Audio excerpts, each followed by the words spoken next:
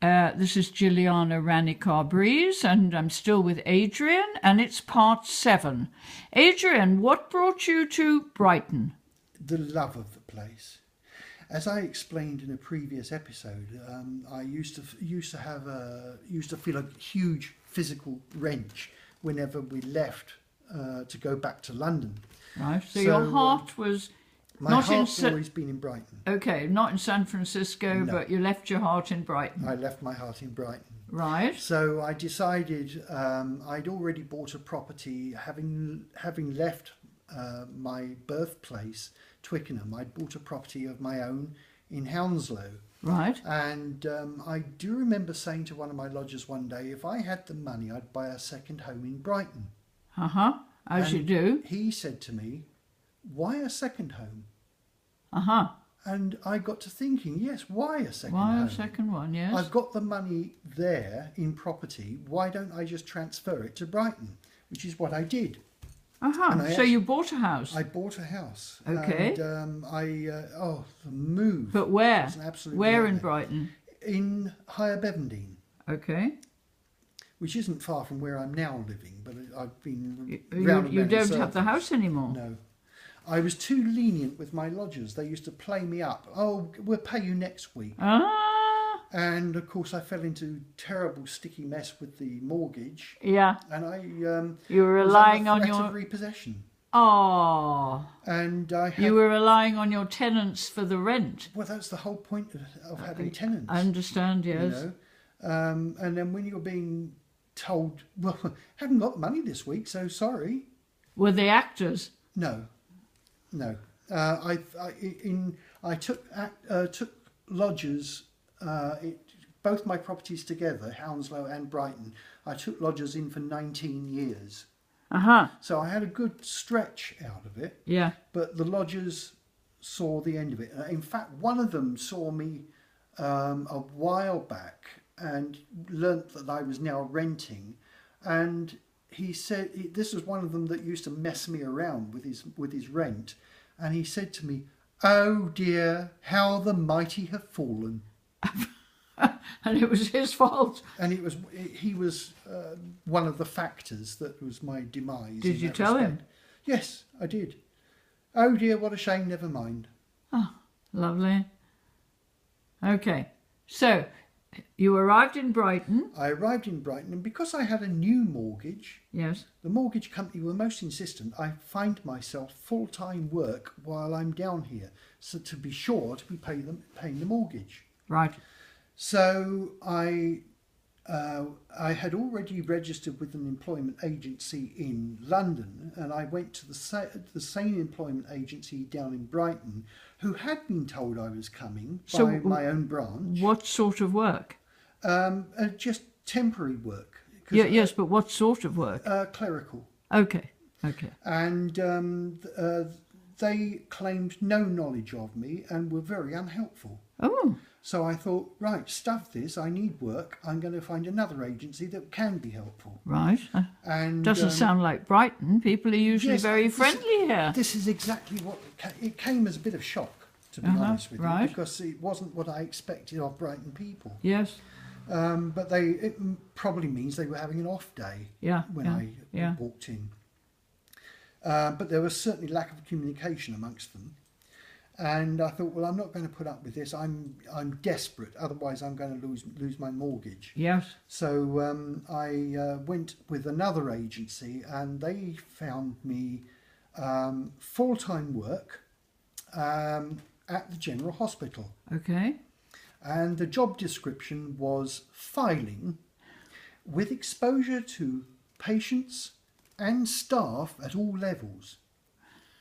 And I thought, well, that's easy. I've done filing. I created a filing system for my local authorities. It wasn't dead bodies, was it? Yes. How did I guess? How did I guess?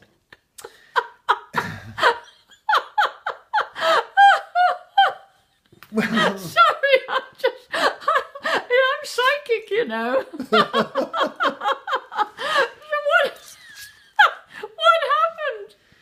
So anyway, were you communing with the dead? yeah, I went You had no one to talk to. I went along for the interview at the hospital, and they said, well, it involves this, it involves that, and the main part of the work is collecting the newly dead off the wards and filing them in the morgue. And I said, does it really have to be? And they said, yes, it has to be. Did you think? See the funny side of it. No, I must admit, because I was phobic about touching Yes, anything but dead. you can think of this as a sitcom. I actually remember saying to someone, you couldn't write this.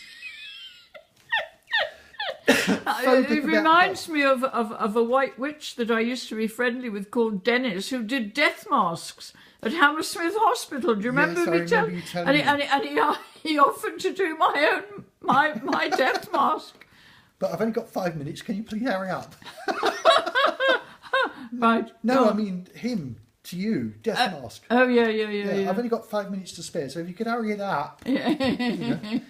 Anyway, I did go along with this, and I collected my first dead body off the ward. Oh, how did you feel? Terrible. Did you switch off? No. Did you? No, I bet it was heavy. It was heavy, but there's always two people that collect a body. Right, which And end were you normally you? find that Which end were you, the feet or the head? the first time I touched a dead body, I was in the middle. Oh. Because what you do is you slide a piece of plastic underneath them and put them onto the plastic, and then you slide the plastic onto the gurney and then slide the plastic out from under the body. Yes. And then there's a body bag attached to the gurney, so you put that over the top and zip it up. Did you see the face? No. They're always covered. When you get to the wall... Did you know if it was a man or a woman? I would know because of the name. Oh, I see. I actually still remember... What was the name? No, the last... I can't say it because of the living relatives. Oh, okay. But I actually do remember the name of the last body I conveyed to the morgue before I left that job.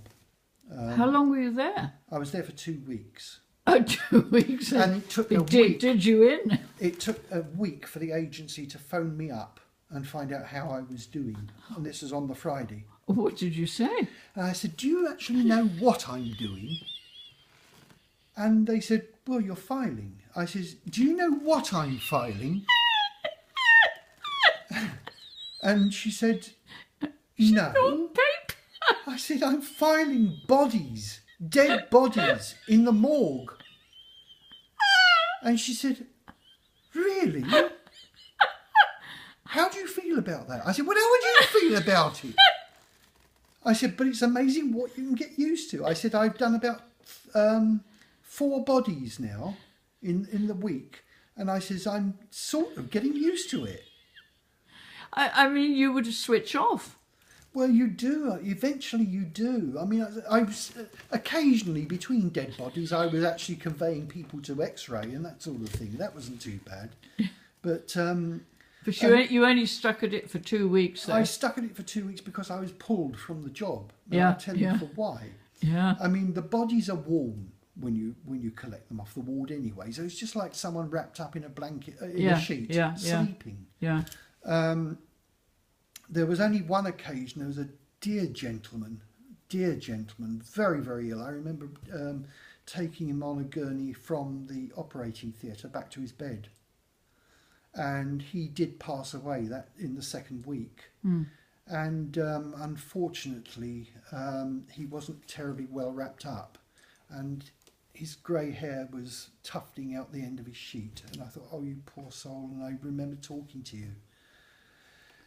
And because every time I moved him, he said, oh, painful. And so he was terribly ill. Well, it obviously is fatal.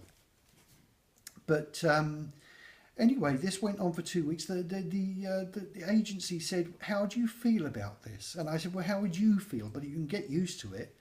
And she said, leave it with us. So my supervisor the following week said, I've spoken to your agency. They asked me how much it would be worth for us financially to keep you with us. You mean the agency? The agency wanted to make more money out of me. We'll come back. Okay.